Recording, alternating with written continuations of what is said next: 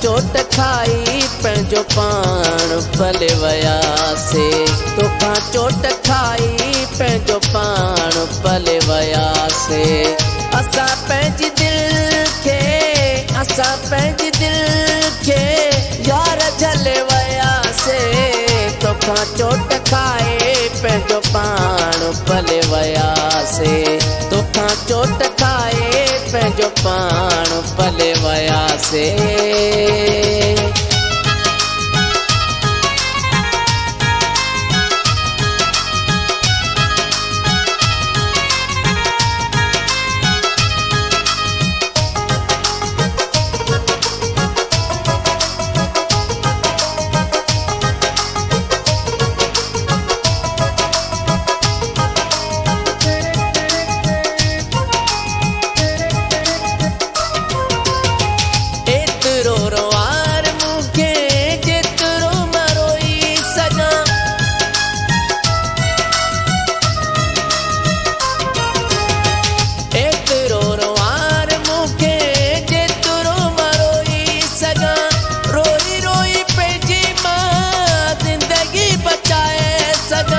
रोई रोई पंहिंजी मां ज़िंदगी बचाए सघां।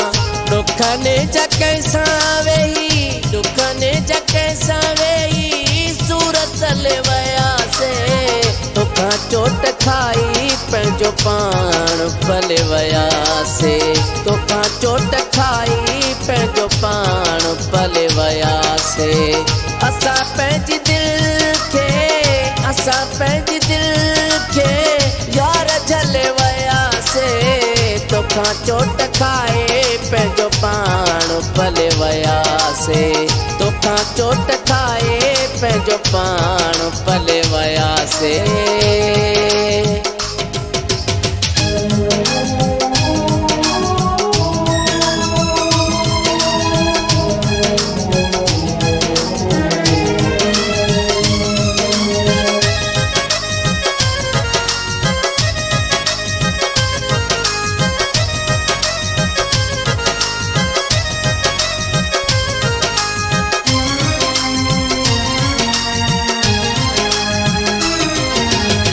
जैसा प्यार हूंदो आहे तंहिंसां नाज़ थींदा वञो।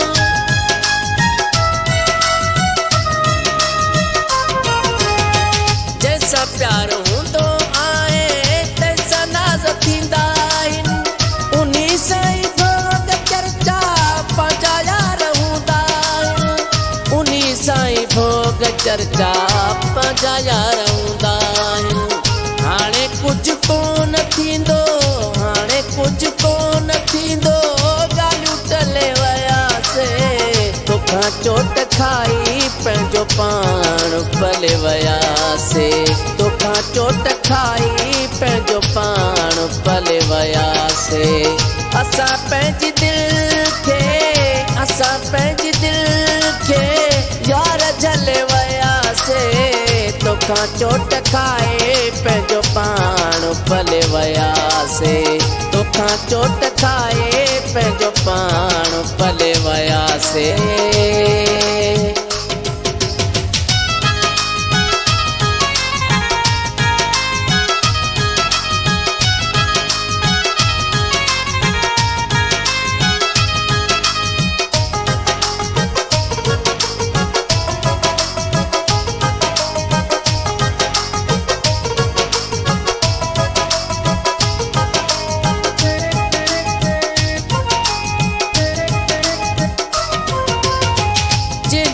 ख़ात्म खे तो कयो मजबूर आहे।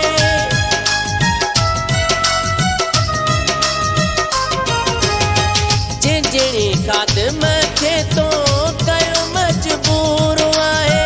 सही तुंहिंजा दर्द सुण थी वियो सॼो सूर आहे। सही तुंहिंजा दर्द सुण थी वियो सॼो सूर आहे। तन्हाई साईं पंहिंजो रूह रले वियासे। तोखां चोट खाई पंहिंजो पाण पले वियासे। तोखां चोट खाई पंहिंजो पाण पले वियासे। असां